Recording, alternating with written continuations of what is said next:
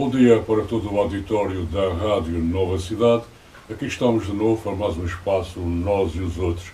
Desta feita vamos falar sobre o ambiente. E para falarmos sobre o ambiente convidamos o professor Luís Noronha, que é um cidadão muito identificado com essas questões do ambiente e grande defensor da qualidade de vida de nós todos.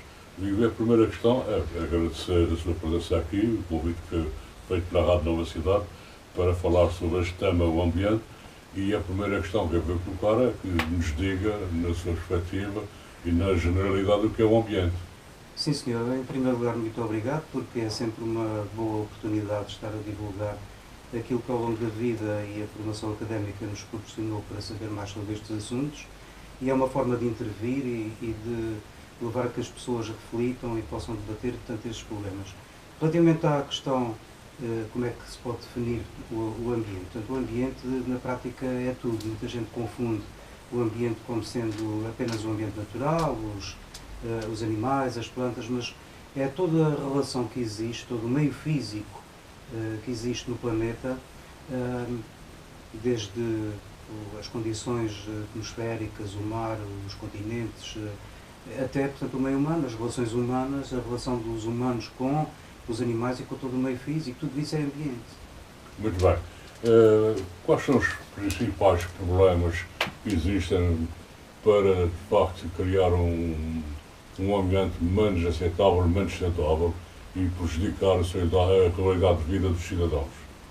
Bom, pode-se considerar que a qualidade de vida dos cidadãos, ao contrário de que possamos pensar, tem melhorado com os avanços que existem na ciência e na técnica. Agora, a influência que a espécie humana tem na Terra é que mais prejudica esse equilíbrio. Nós estamos num ponto chave do equilíbrio, em que é a ação de cada um dos cidadãos. Agora está a decorrer uma conferência das Nações Unidas sobre as alterações climáticas, e um dos participantes deu uma entrevista e disse que, embora as medidas que venham a ser tomadas pelos governos sejam muito importantes, a ação que cada cidadão tem no seu dia-a-dia, as opções que tem, é que tem influência maior sobre o estado do planeta. Tá? Se nós não podemos estar à espera que sejam eles, portanto, não é uma medida, eles que façam, eles que mudem. Temos que ser nós. Portanto, a pior ameaça ao planeta é a ação do conjunto dos cidadãos. Muito bem. Uma outra questão que é importante saber, o que é que provoca a degradação ambiental? A principal razão da degradação ambiental é exatamente a ação humana. A população humana, houve agora também uma carta de 15.000 cientistas que, passados 25 anos, em 1992, tinham sido umas centenas, a publicar uma carta de alerta sobre a degradação do planeta.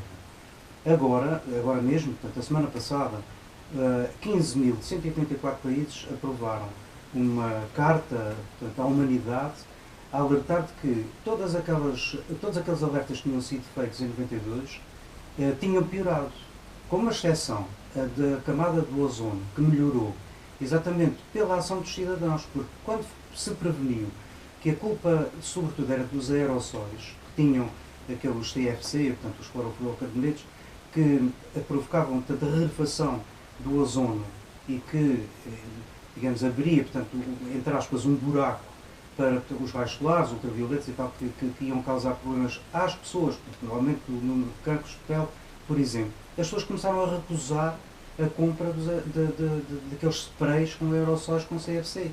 E as fábricas foram obrigadas a criar outro tipo de aerossóis.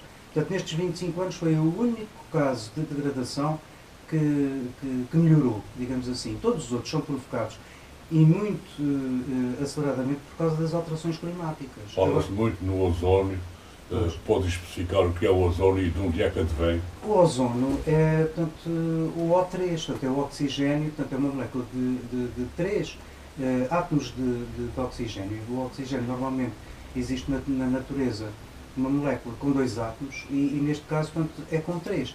Esse ozono, nas altas camadas da atmosfera, absorve tanto os raios solares que têm os efeitos perniciosos sobre as plantas, sobre os animais, inclusive sobre a pele do homem, que é aquela pele que está mais indefesa, visto que não tem pelos como outros animais. Muito bem. Falamos agora da biodiversidade. Isso quer dizer o quê? Biodiversidade quer dizer bio, quer dizer vida. E a diversidade é mesmo o termo de diversidade de seres vivos, desde os seres unicelulares até portanto, as espécies mais desenvolvidas.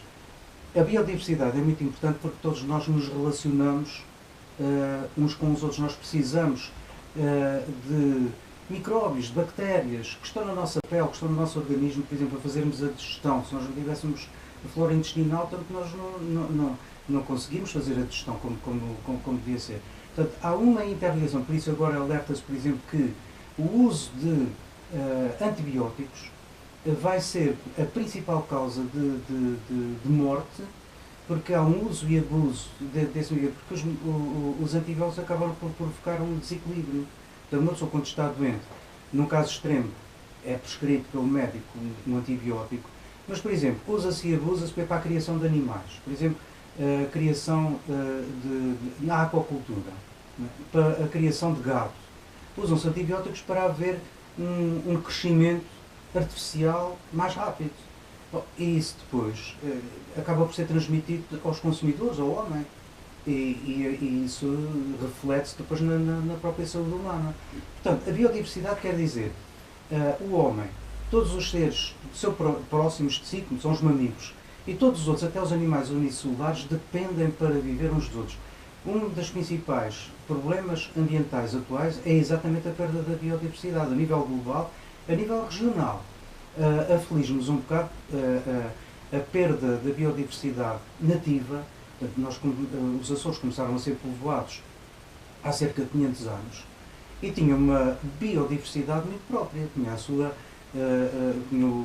as plantas, sobretudo os animais nativos dos Açores, que não foram introduzidos pelo homem. Logo que o homem chegou, a primeira invasão, digamos assim, foi dos ratos. E nós ainda hoje sabemos que existe um desequilíbrio, né? Portanto, na população de ratos que ameaça as pessoas.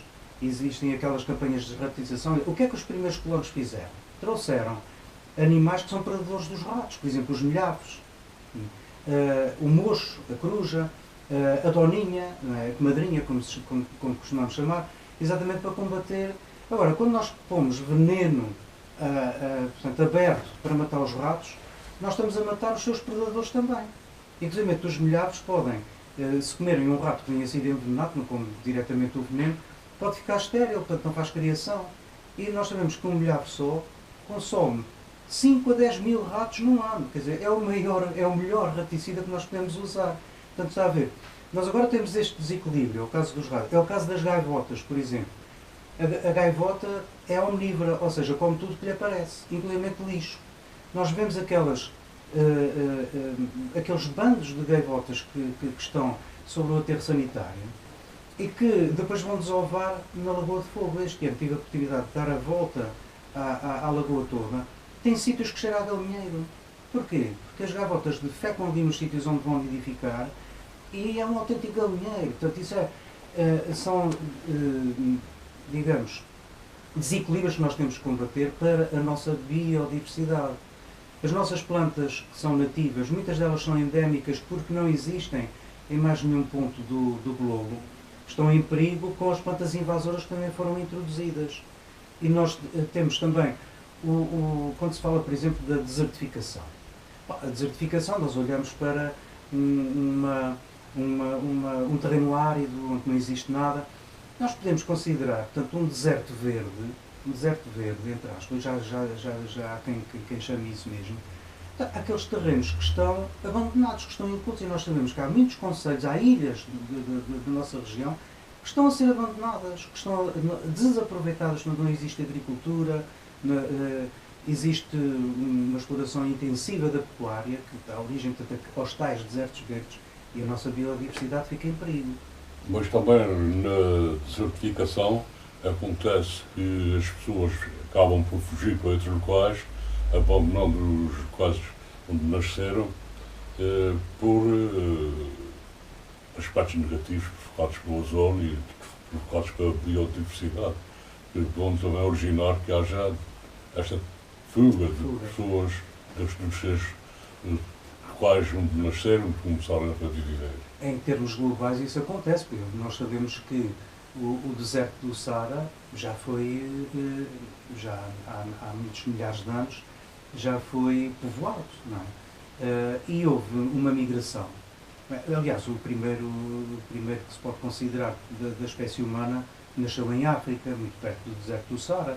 E se não tivesse havido essa migração, só a África que tinha o homem civilizado, porque ele depois migrou para a Europa, para a Ásia, daí para a América e por aí fora. Bom, e agora continua-se a verificar essa migração. Nós sabemos que todos aqueles que migram do norte da África, porque o norte da África está a ser atingido também pela seca que vem da expansão do próprio deserto do Saara.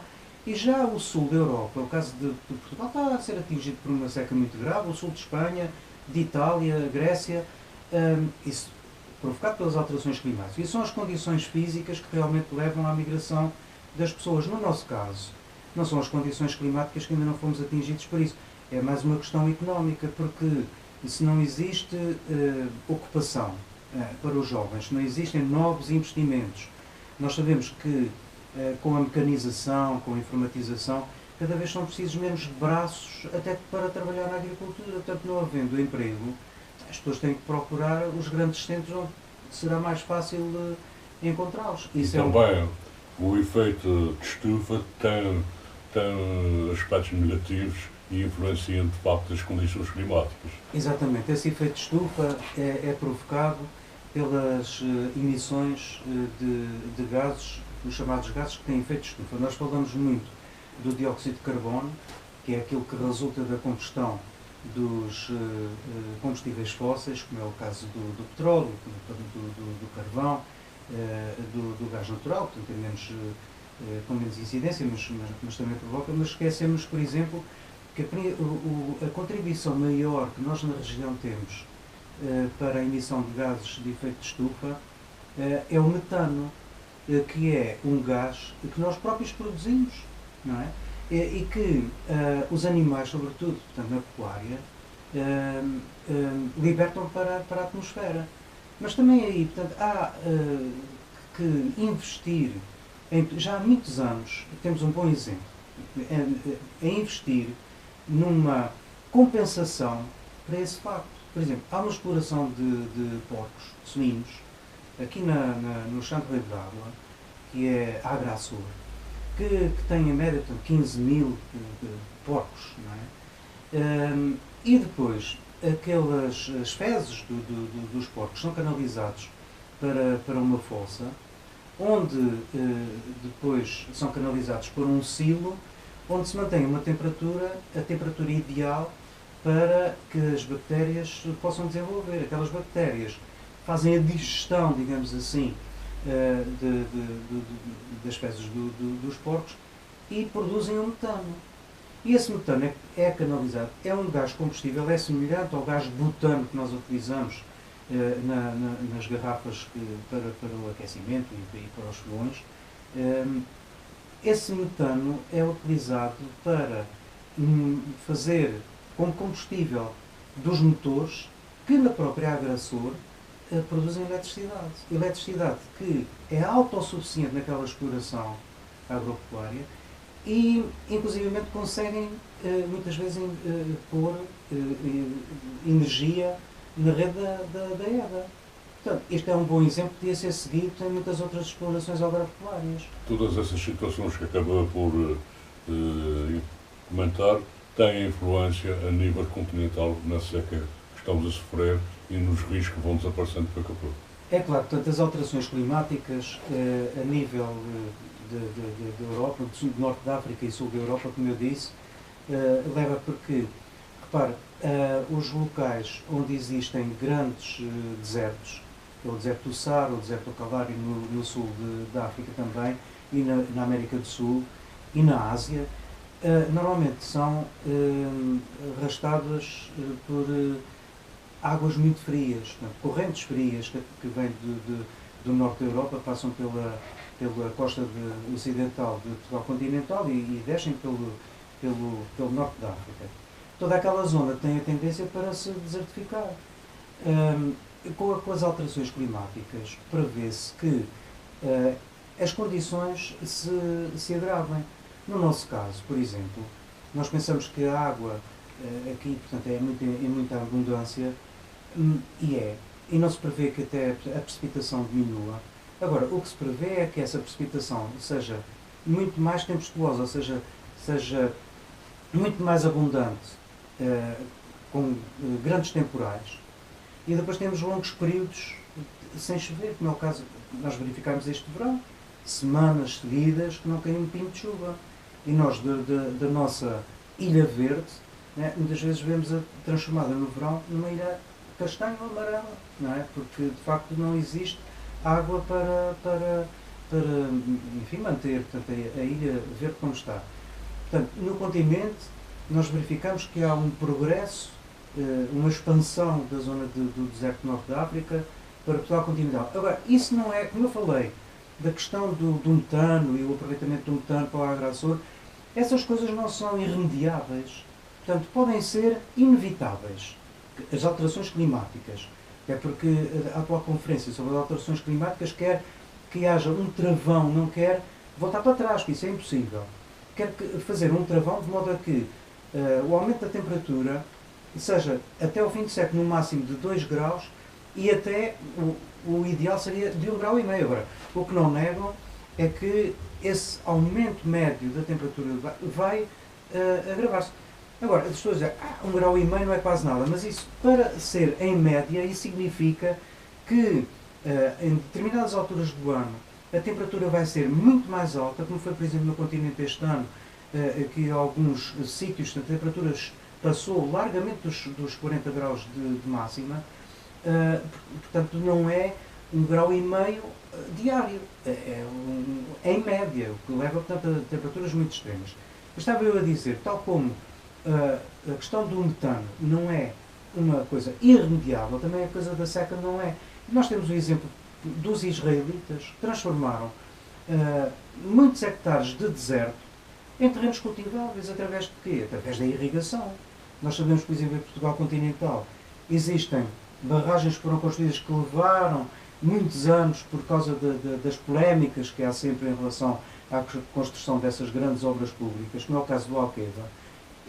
E agora toda a gente diz, olha, se não fosse o Alqueva, para o Alentejo seria um desastre, porque não haveria mesmo água para abastecer sequer as localidades. Por isso, há sempre recursos e lá está, o avanço da ciência e concomitantemente o avanço da técnica leva a que haja novas soluções para obstar a esses problemas. E nós cá, portanto, em relação à água, quero dizer o seguinte, se nós vamos ter períodos de chuva torrencial, nós sabemos quando há essa chuva torrencial, basta olhar para a nossa ribeira, que é permanente, deve ser das poucas ribeiras permanentes que temos na região, que vem cheia, aquela água vai toda parar instantaneamente ao mar.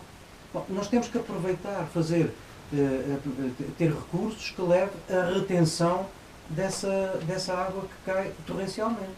E, na sua opinião, como é que se previne essas graves situações climáticas? Nós aqui na região temos que estar preparados. Nós nos últimos anos vimos, desde há 20 anos para aliás, quando se faz uma média de alteração climática, normalmente são precisos 30 anos. Em termos de grandes variações de temperatura, não é de esperar que haja grandes alterações, visto que nós temos uma almofada, que é o oceano, estamos aqui no meio do Atlântico. Aliás, foi aprovado ontem mesmo o plano de prevenção das alterações climáticas para a região. E uma das conclusões que lá se diz é que não são previsíveis grandes alterações dos parâmetros médios. Agora, o que se prevê de facto é que nós estejamos sujeitos a muito mais tempestades. Nós, por exemplo, assistimos recentemente ao furacão. Nós nunca tivemos, como no ano passado, um furacão no mês de janeiro. Normalmente era nos finais de agosto que vinham aqueles ciclones, os furacões e tal, mas no mês de janeiro, portanto, isso é um sintoma realmente que nós temos o perigo de ser atingidos cada vez mais por essas tempestades. Tempestades que vão para o norte da Europa, não é? Passam do sul, atravessam o Atlântico e vão até ao norte da Europa, chegam por até a Irlanda, não é? Exatamente, normalmente tem essa Claro, grandes estragos. Temos também a energia, e aqui na região temos opções muito saudáveis, que é o caso da energia eólica e a energia da geotermia. Exato. Portanto, são as energias chamadas renováveis e que temos que tirar cada vez mais partido. Mais proveito disso. Exato. Agora, por exemplo, para a energia eólica nós temos um problema. É que o vento que nós temos não é constante, não é? Portanto, nós temos períodos como nas últimas semanas, praticamente não tem havido... É uma autêntica bonança, não é? Não é? Temos assistido a isso. Mas, por outro lado, quando há um vento demasiado forte, também não é aproveitável. Portanto, as pás das torres eólicas também não podem funcionar com um vento acima de uma determinada velocidade. Mas, de qualquer forma, lá está. Portanto, nós não podemos apostar numa energia alternativa. Nós temos que esperar. A energia eólica é uma contribuição. A energia geotérmica também. A energia geotérmica tem também um limite. É que a produção de energia geotérmica, como se sabe, geo quer dizer terra, térmica é do calor da própria terra, que é aproveitada nas centrais. E esse calor não é variável. Logo, a produção de energia também não pode ser variável. Quer dizer, não se pode parar a produção de energia geotérmica, por exemplo, à noite, para produzir menos. Nós temos que ter uma energia que é produzida nas centrais geotérmicas, que dão para os picos de consumo, mas que tem que ser igual àquela que é nas horas em que se consome menos. O que é que nós temos que fazer?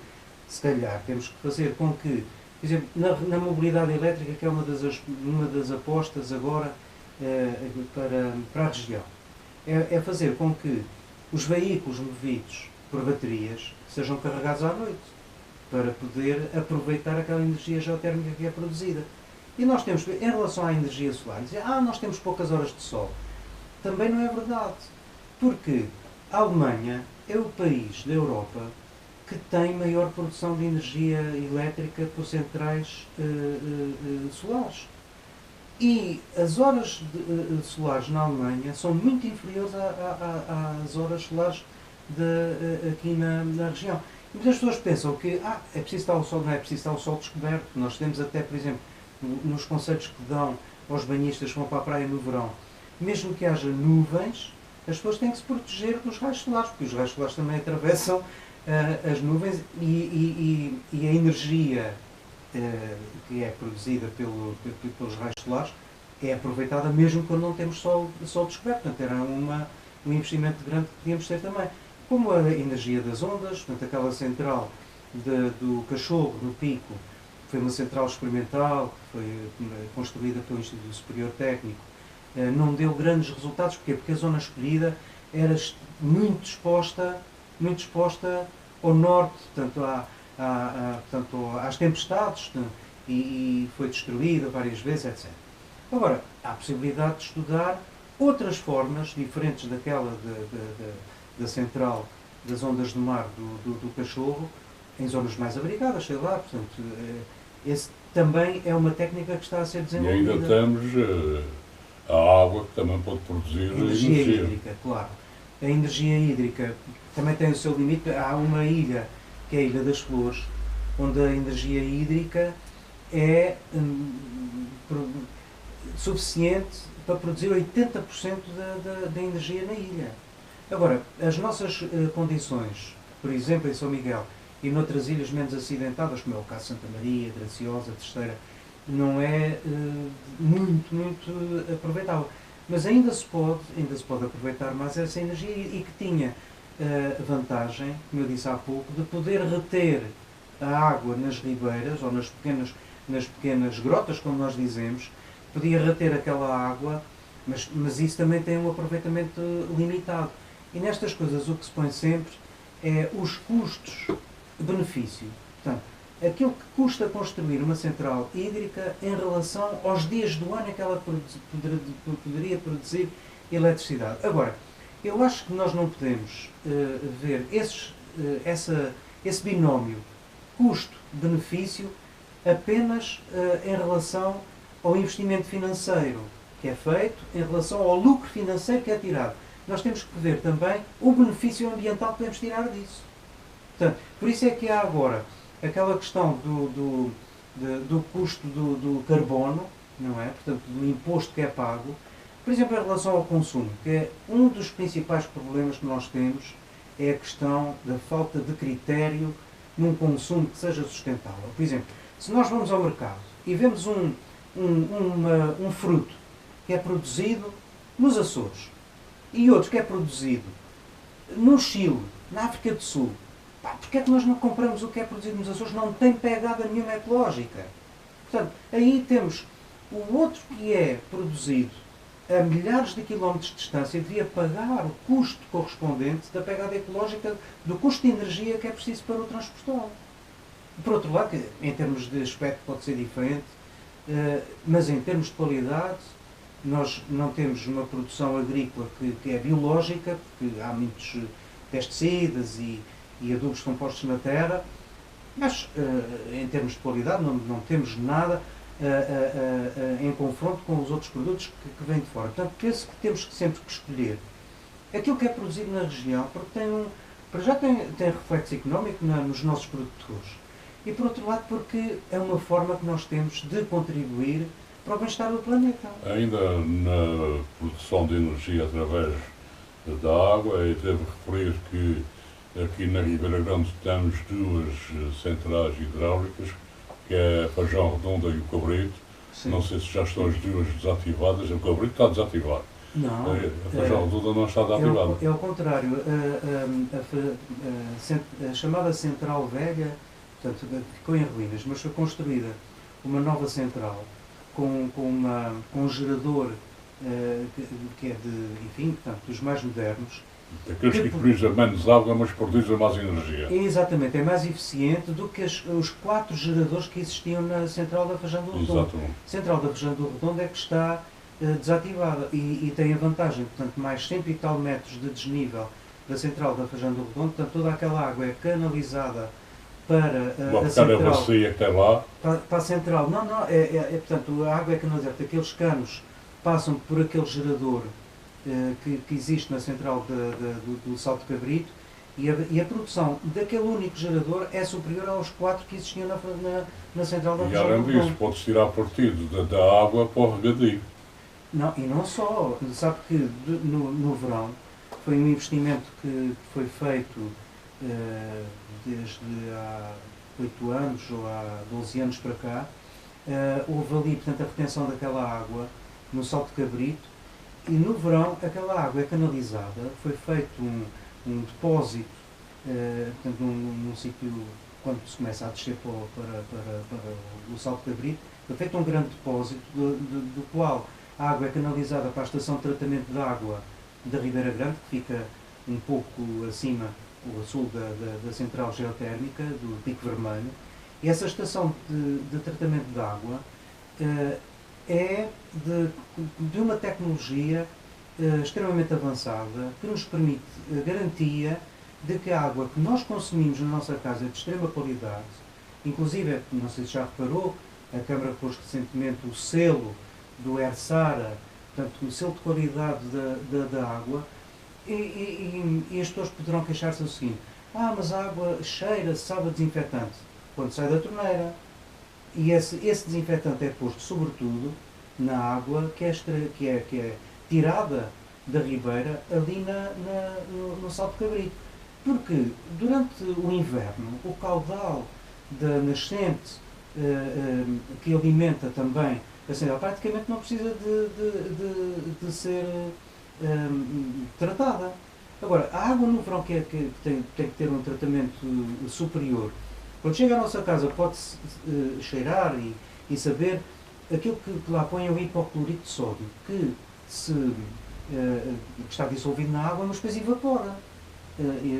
Evapora. Se nós tivermos a água em descanso durante uns minutos, passado aqueles minutos a água sabe exatamente a água que é engarrafada. Tem uma função temporária, passa instantaneamente. Exato. As pessoas não se devem preocupar com esses pormenores, não devem se preocupar com que a água é saudável. Eu penso que as pessoas teria que haver uma campanha, quando perguntou dos principais problemas. Um dos principais problemas é o consumo de embalagens, e sobretudo embalagens de plástico, que existem nas nossas águas do mar. Essas águas que servem de alimento para os peixes, nós acabamos por ingerir até esses microplásticos que depois vão degradando na água.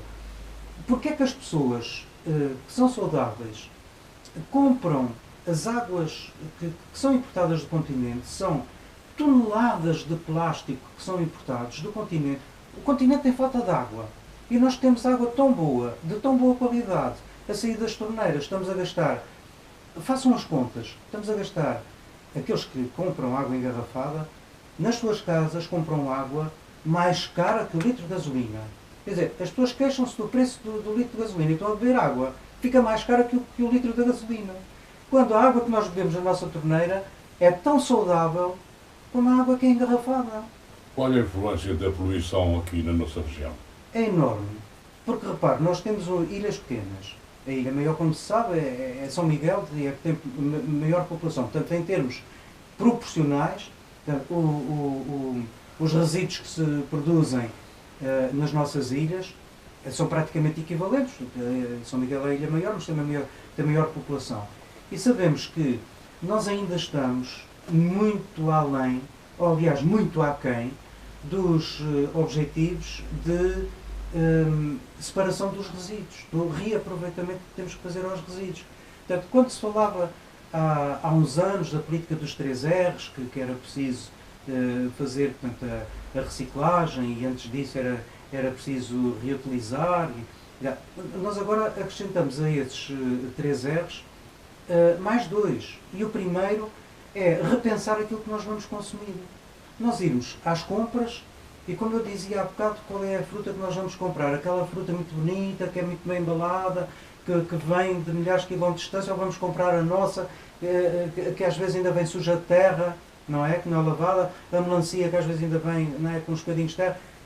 Mas é a fruta de melhor qualidade, não é? E estamos aí a recusar, portanto, além do repensar o consumo que vamos fazer, se nós não temos, por exemplo, morangos, agora, porque é que nós temos que estar a comprar morangos que são produzidos em estufa aqui a muitos milhares de quilómetros? Nós não podemos passar, antigamente passávamos, porque é que não podemos passar uns meses sem comer cerejas? Por exemplo, eu vejo cerejas à venda no Natal, que vêm da América do Sul. Qual é a necessidade que temos quando nós temos os meses próprios para consumir essas cerejas? Portanto, quando nós podemos recusar as embalagens muito bonitas que são apresentadas no nosso comércio, estamos a contribuir também para o nosso ambiente. Por exemplo, eu vi uma coisa absurda à venda. Sabe o quê? Pedras de cascalho. Nós temos picos que são... O pico vermelho é cascalho. O pico das Freiras é cascalho. Nós temos aqui nas nossas superfícies comerciais à venda sacos de pedras de cascalho. Uns que vêm de França, outros que vêm da Alemanha. Pedra de cascalho que é para pôr nas churrasqueiras e tal. É uma coisa perfeitamente absurda. Embalagem que parecia um sabonete com os lacinhos. E eu fui ver o que era. Lá está, nós quando vamos às compras temos que ver as etiquetas, saber qual é o prazo e saber a origem. E eu pensei que aquilo era um sabonete, uma coisa muito bonita. Sabe o que era? Era pedra-pomos. Nós vamos aqui à praia e temos ali montanhas de pedra-pomos. E aquilo estava à venda. Mas aquilo está à venda é que há pessoas que compram. Já reparou? Portanto, antes de nós produzirmos os tais resíduos, temos que recusar comprar determinadas coisas muito bonitas que são postas ali mesmo à altura dos nossos olhos e recusar, por exemplo, as embalagens. Nós vamos comprar um livro. Embrulham um livro em papel. metem a fita cola e depois dão-nos um saco. Eu disse, eu não preciso nem do papel, nem da fita cola, nem do saco de plástico. Dê-me só o livro, que foi o livro que eu comprei. Portanto, são menos resíduos que nós vamos produzir. Ainda relativamente ao Padre Pomes, nós em determinada época extraíamos Padre Pomes nas 7 cidades e exportávamos para fora, para o estrangeiro. Logo, isso é uma fileira, portanto, pelos vistos, a Pedra de Cascalho e a Pedra Pomes continua a ser uma fileira, por exemplo, agora quando se fala na formação de empresas e tal, portanto, podia ser, portanto, uma fileira, portanto, a aproveitar, não é? Portanto, um investimento a aproveitar. Concorda com a central de reciclagem de resíduos sólidos? A central, portanto, não é bem isso, incineradora, não é? Incineradora, pois. Bom, quanto a isso, eu desde há muitos anos, quando se falava nisso, eu tinha uma posição. Nós não podemos ser, primeiro, nem contra a incineração, nem em defesa da incineração, sem pensarmos, primeiro, qual é a dimensão, quais são os produtos que lá vão ser postos. Portanto, nós, quando estamos a discutir a central incineradora, é como se nós estivéssemos a pensar qual é o curso que vai tirar o nosso filho que ainda está no primeiro ciclo. Deixe-se o filho estar, fazer o seu primeiro ciclo, o segundo ciclo, o terceiro, o secundário, e só quando chegar ao terceiro ciclo ou ao secundário é que nós começamos a pensar qual será a sua vocação. Nós aqui estamos a pôr as coisas ao contrário. Portanto, nós temos que pensar primeiro em reduzir os nossos resíduos.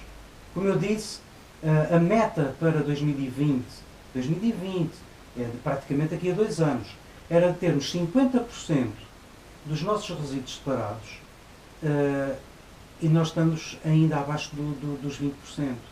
Dizem, nós já conseguimos aumentar 60% aqui no Conselho, mas isso foi uma vantagem que trouxe a separação dos verdes, porque os verdes que são recolhidos à quarta-feira à noite, e que muito pouca gente ainda faz, quando faz as podas nos seus quintais, nos seus jardins, ainda há muito pouca gente que põe os seus resíduos à quarta-feira à noite para serem levados, para fazer composto orgânico, para fazer adubo natural, que é feito na central.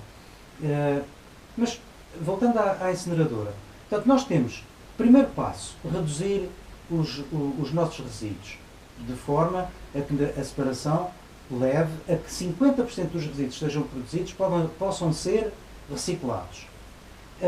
Depois disso, é que temos que pensar, o último degrau é depositar os resíduos em aterro, com as desvantagens que eu digo. É o cheiro, é a produção do gás metano, que também os resíduos em aterro produzem, é a praga dos ratos e das gaivotas que estão à volta, não é, do aterro. Portanto, o aterro é a última solução. A incineradora é a penúltima. Agora, nós temos que pensar numa incineradora, se há necessidade de ter uma incineradora, para os tais 50% de resíduos, que são a meta de 2020, e que têm a tendência para diminuir. Por exemplo, na Suécia, os resíduos para incinerar são apenas 10% daqueles que são produzidos. 10%. Então, se nós vamos incinerar 10% dos resíduos, então neste caso, será absurdo aquilo que eu vou dizer. Mas nós já temos a incineradora no hospital, já temos a incineradora no Matadouro. Se calhar a incineradora do Matadouro dava para esses 10%, não era preciso construir uma incineradora com aquela dimensão para aquelas toneladas que estão previstas. Se nós temos que ter como meta, para as nossas próximas gerações, ter apenas 10% dos resíduos a ter que serem incinerados. Portanto, quanto a mim, é uma forma de aproveitar os fundos comunitários que vão... Mas as pessoas esquecem-se que 15% têm que ser investidos pelas autarquias, e aqueles 15% são apenas compensados quando a central já estiver a produzir. Porque nós tivemos, depois da entrada na União Europeia, muitas obras públicas que foram feitas. Olha, aqueles 20 milhões que vieram aqui para rabo de peixe. Nós sabemos que houve anos que se passaram sem que a Câmara recebesse €1 sequer, porque aquilo era preciso que a obra estivesse realizada, era preciso que as faturas fossem para lá, fossem analisadas. Aquilo demorou anos. O que é que aconteceu? A Câmara teve que se endividar em 100% daquilo que foi investido. O mesmo vai acontecer com a incineradora. Não é? O investimento tem que ser feito. Só daqui a uns anos é que viria a compensação. Por outro lado, a construção da incineradora teria um efeito muito perverso, que era de fazer assim, bom, é mais prático, é mais simples pôr tudo para queimar e não fazer a separação. Portanto, essa será a principal razão para eu estar muito reticente, eu vou dizer que estar contra, porque isso é uma forma manicaísta de dizer ou se é a favor ou se é contra. Eu ponho todos estes obstáculos para dizer não defendo a construção da incineradora já. Primeiro. Segundo, não defendo a construção de uma incineradora daquela dimensão. Em último caso, houve inclusive o ex-presidente da Câmara da Praia da Vitória que propôs a incineradora que foi feita na terceira, verificou-se que está muito acima daquilo que é produzido. Então, há que pôr em contentores e levá-los para aquela incineradora. Porque isso é feito nas outras 7 ilhas. O Governo Regional assumiu o compromisso de todas as outras ilhas, com exceção da terceira e São Miguel, fazer centrais de triagem de todos os resíduos que são produzidos e depois dar-lhes o destino. Aquilo que pode ser recuperado, pode ser para reciclagem, é exportado. Tudo aquilo que pode ser transformado em composto orgânico é transformado na própria ilha para fazer adubo, para ser utilizado no terreno da própria ilha. Tudo aquilo que não pode ser transformado nem reciclado é posto em contentores e vai para as centrais incineradoras, neste caso a terceira que já está construída. O que é que não fazer esse estudo também, saber se é rentável fazer isso em relação a São Miguel. Agora, quando se fala em rentabilidade, eu não posso pensar na rentabilidade financeira, porque senão, se calhar vem dizer, bom, é muito mais rentável estar a queimar tudo, porque isso até produz energia elétrica, do que estar a exportar isso para o continente, porque isso também tem o custo de transporte. Eu aqui chamo a atenção do custo ambiental. O custo ambiental é muito mais importante que esse custo financeiro. Temos que pôr isso em primeiro lugar. E aí está a qualidade de vida do cidadão. Exatamente. Conservação da natureza. A nossa natureza é merecido dos governantes a devida atenção na sua preservação? Nós temos tido, eu estou muito dentro desse assunto, porque, como sabe, eu estive 5 anos na Ecoteca da Ribeira Grande, que tinha como função educação ambiental. E não era a educação ambiental que se faz nas escolas, porque para isso há professores também habilitados para fazer essa educação ambiental. Embora fizesse muitas sessões nas escolas, mas também tinha sessões públicas, tínhamos outro tipo de iniciativas, por exemplo, em relação à mobilidade, ainda há dias, portanto, houve o dia para sem carros. Não é que as pessoas tenham que abandonar o carro, também não temos transportes públicos que nos permitam abandonar o carro. Mas, por exemplo, para incentivar as pessoas a fazerem uma ecocondução, ou até para andarem mais a pé, ou para utilizarem mais os transportes públicos quando podem. Por exemplo, há muitas pessoas que vão fazer exercício físico ali, para o ginásio ou para a praia, e têm que levar o carro até mesmo à porta. Quer dizer, então, se vão fazer exercício físico, não podem fazer um exercício físico andando umas centenas de metros até ao sítio para onde vão fazer o exercício físico. Só o exercício físico em casa. Pronto. De maneira que a Ecoteca fechou, na prática, centralizou-se a Ecoteca portanto, em Ponta Delgada, portanto, o espaço físico das ecotecas da Ribeira Grande, Ponta Delgada e Lagoa fecharam. Agora, houve um constrangimento muito grande, que foi, em termos de educação ambiental, foi na admissão de pessoal. Por isso, o pessoal que estava nas ecotecas, no meu caso que era professor, saí. O caso de outros técnicos superiores, que são licenciados em Biologia, em Geologia, etc., foram deslocados para, entretanto, uma empresa pública regional chamada Azurina, que permitia contratar esse pessoal, que sabe que, pelas imposições da Troika, foi impedido a contratação de muito pessoal. A conservação da natureza sofreu, nos últimos anos, por esse constrangimento de contratação de pessoal. Eu dou como exemplo positivo aquilo que se faz no Pico da Vara, por causa do programa, que já vai no 3º programa pela conservação do período. Lá estamos a cair na questão da biodiversidade. Uma ave endémica dos Açores, e a União Europeia apoiou sucessivos programas. Este último programa, que está em curso, tem um financiamento de 3,5 milhões de euros para fazer a conservação daquela zona, que tem depois, além da Sociedade Portuguesa do Estudo das Aves, que tem 6 biólogos ao seu serviço, tem mais 15 trabalhadores indiferenciados para fazer a recuperação das plantas endémicas que servem de alimento ao crioulo, eles estão a fazer a recuperação, lá está, das zonas, neste caso, da reserva natural do Pico da Vara. Nós temos uma reserva natural, que é a da Lagoa de Fogo, que não tem tido intervenção nenhuma desde há uns anos atrás.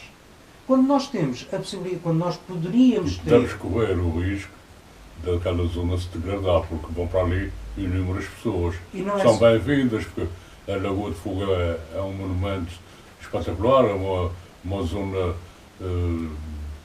boa de ser vista por todas as pessoas, porque apresenta-nos de facto uma boa fotografia, mas precisa ser preservada e precisa ser cuidada, claro, na sua utilização. Agora, eu também não defendo que haja uma limitação de visitação à claro, Lagoa de Fogo. Mas controlada, pode ser disciplinada, pode ser controlada, exatamente. E pode ser acompanhada. Porque eu vi já muitas vezes pessoas a arrancar plantas endémicas para fazer uma fogueira. Ora, nem sequer existe uma placa no acesso à lagoa a dizer que é proibido fazer fogueiras, porque a Reserva Natural tem o seu regulamento, não é? E as pessoas não conhecem. Ora, se houvesse visos, se houvesse vigilância, se houvesse acompanhamento, por exemplo, no Pico, a visita à montanha também cresceu de forma exponencial. Mas existe a Casa da Montanha, que recebe as pessoas, que as informa e que permite que os guias... Eu também já subi à Montanha do Pico e fui acompanhado por um guia. Os guias é que sabem o que é que se pode e o que é que não se deve fazer. Na Lagoa de Fogo teria que ser o mesmo. Eu não sou adepto que se fechem os trilhos ou que não se faça a manutenção dos trilhos para as pessoas não irem.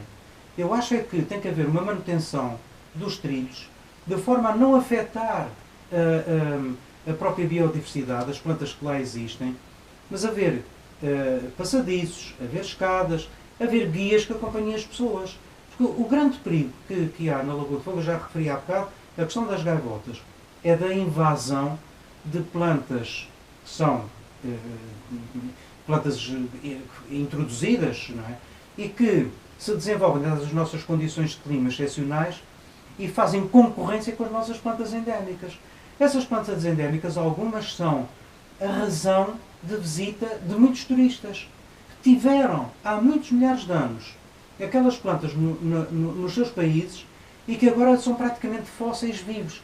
Na última glaciação, aquelas plantas ficaram extintas e agora o que existe é um fóssil vivo nas nossas ilhas. Eu tenho dito muitas vezes nas sessões em que faço, vocês imaginem que havia um arquipélago que tinha, por exemplo, dinossauros. Aquele arquipélago devia ter uma concorrência de pessoas que queriam ver dinossauros de verdade ao vivo. Bom, nós temos, neste caso, não são dinossauros, mas são animais e plantas que são endémicos, não existem em mais nenhuma parte do mundo. E há muita gente que é informada, que tem formação académica e que vem aos Açores exatamente para fazer a observação das aves, por exemplo, são aves migratórias que são muito raras. Ainda ontem na nossa praia, aqui de Monte Verde, fui lá apanhar um cagarro, tinha lá uma garça branca que vem passar o verão. Eu quando estava na ecoteca, todos os invernos via aquela, podia ser outra, mas que chegaram a estar cá 5 garças brancas, que vêm do norte da Europa para cá passar o inverno. Os cagarros, por exemplo, existe uma petição para considerar o cagarro como ave emblemática dos Açores, porque, repare, de toda a população mundial desta espécie, 3 em cada 4 nasce nos Açores. 3 em cada 4. Portanto, nós somos, de facto, o berço de uma espécie. Portanto, não é endémica dos Açores, mas 3 em cada 4 nasce cá. Repare, portanto, devia ser uma ave realmente emblemática, tal como a planta emblemática dos Açores devia ser a flor da vidália, que até é bastante bonita, e não a hortênsia, porque a hortênsia é uma planta importada do Japão. E a vidália é uma planta endémica, é uma espécie endémica, não existe em mais nenhuma parte do mundo, e é uma flor bastante bonita, e é uma fonte de atração também para determinados locais onde existem, e os turistas reconhecem isso. Os nossos habitantes não conhecem em grande parte, mas muitos dos visitantes reconhecem. Professor, para além da Lagoa de Fogo, temos umas áreas protegidas e que são autênticos microclimas e que merecem, de facto, sempre, continuadamente, a atenção dos que nos governam.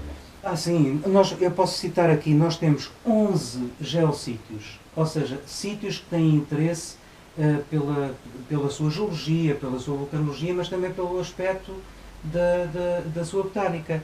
Nós temos, para além da Reserva Natural da Lagoa de Fogo, temos o Monumento Natural da Caldeira Velha. Bom, eu desde há muitos anos que defendo, em 1986, já lá vão 30 anos, a proprietária daqueles terrenos onde há, portanto, aquelas nascentes e aquelas cascatas, que são uma joia, não é só da geologia, da vulcanologia, também da paisagem e da própria biologia, não é? Da botânica, e nós, naquela altura, assistimos à oferta de venda daqueles terrenos. A Câmara, na altura, não podia. O Governo Regional não quis. Então houve um grupo na qual me incluí, que na altura era dos Amigos dos Açores, nomeadamente o professor Teófilo Braga e o professor João Carlos Nunes, que é professor na Universidade de Geologia. Fizemos a proposta de classificação. E o Governo aceitou aquela proposta e daquela proposta praticamente toda a redação vem incluída na classificação que foi feita do Monumento Natural, em 1999. Depois houve obras, portanto foram contratados arquitetos paisagistas que estudaram o local e que fizeram, digamos, o reordenamento, portanto, o acesso e o equipamento urbano que lá foi incluído, portanto, aquelas vedações e bancos. Sem desvirtuar. Sem desvirtuar, exatamente. Agora, e essas obras foram feitas em 2005. Depois, em 2012, fez-se uma nova reorganização, já vendo que a afluência estava a ser desregrada. Em 2012 fez-se um projeto no qual também tomei parte. Eu e 5 estagiários da universidade fizeram um estudo da botânica e da geologia, do próprio local, e apresentaram o seu trabalho. Aquele centro de interpretação que lá foi implantado, a maior parte dos conteúdos que lá estão foram definidos por este grupo, no qual me incluía. Bom, e depois foi imposta uma nova regra de visitação. Agora, nós vimos que ao longo destes últimos 5 anos, o que se passou foi transformar a Caldeira Velha numa zona balnear. Ou seja, as pessoas entram ali, pagam o seu bilhete, toalha às costas e vão para aquela piscina que é extremamente reduzida para o número de pessoas que querem ir para lá. Bom, e o centro de interpretação começou a funcionar com os tais 5 estagiários que eu lhe falei. Desses 5 só foi aproveitado um, que tem feito um trabalho excepcional pela sua competência. Ele, entretanto, concluiu o seu mestrado e é extremamente competente e tem feito uma obra de recuperação, por exemplo, das plantas endémicas lá. Tem acompanhado muitos grupos, até grupos que vêm do continente, tem feito sessões nas escolas, tem acompanhado as escolas que lá vão fazer essas visitas, mas isso, quanto a mim, não tem sido suficiente, porque os milhares de pessoas que invadem aquele local de uma forma desregrada, não pode, quer dizer, é uma situação que não poderia continuar. Tem que haver, como disse há bocado, um investimento muito grande, mas em pessoal. Os técnicos que foram contratados pelo Governo Regional, que estavam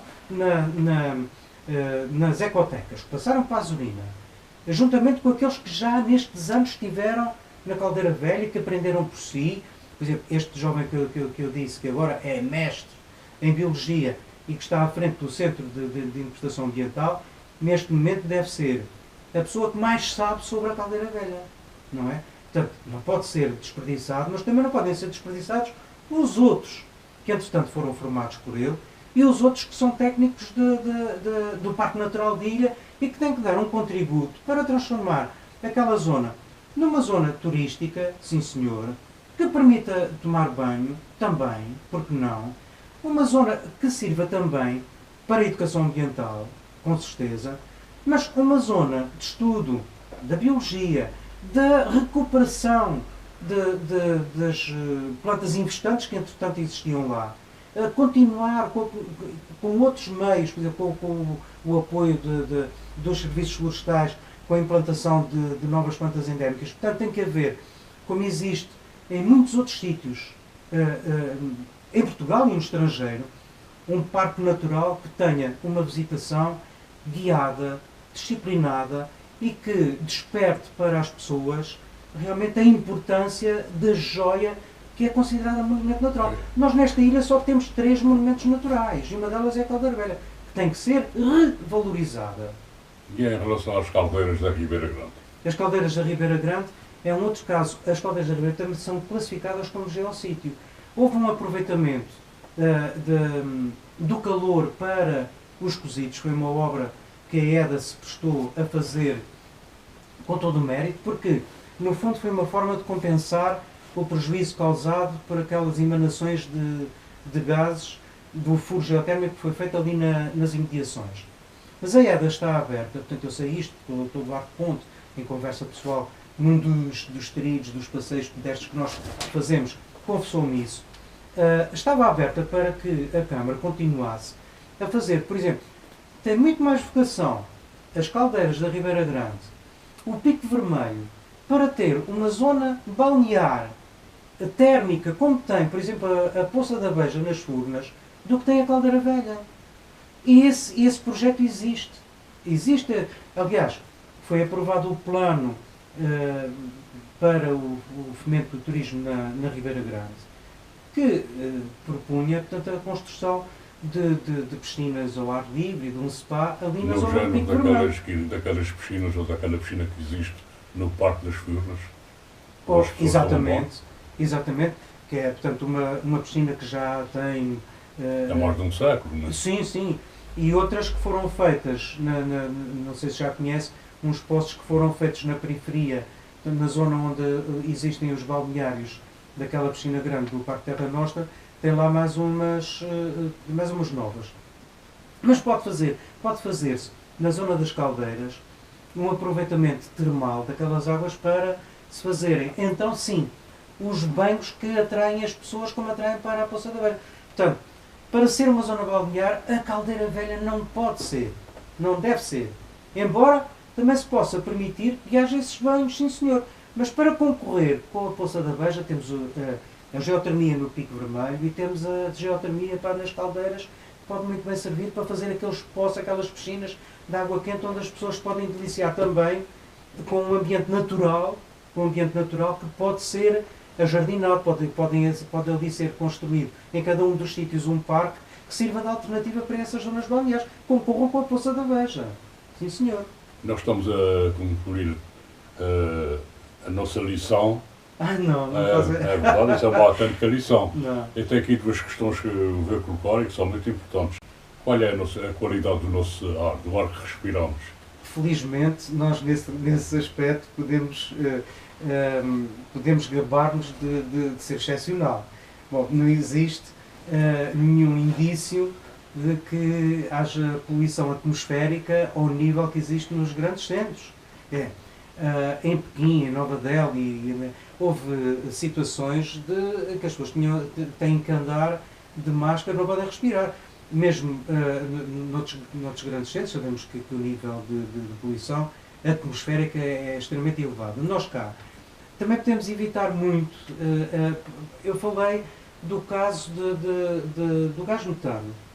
Nós sempre que temos aqueles maus cheiros, por exemplo, há um protocolo com os agricultores para que possam reutilizar o adubo orgânico. Quer dizer, o adubo orgânico nós podemos considerar até aquilo que sai das nossas fossas sépticas. Pronto. Só que existe um trabalho mínimo que tem que se fazer, que é remover a terra, meter lá o adubo e tapar. Porque senão nós temos muitas vezes passamos em zonas agrícolas e temos aquele cheiro, aquele mau cheiro. Aquele mau cheiro é o gás metano. Aquele gás metano é a mesma coisa que se estivéssemos a respirar o gás das botijas de gás que utilizamos nas cozinhas. Portanto, isso é poluição. As queimadas que são feitas, bom, se existe uma recolha de verdes, qual é a necessidade das pessoas estarem a queimar os ramos dos arbustos ou a erva seca?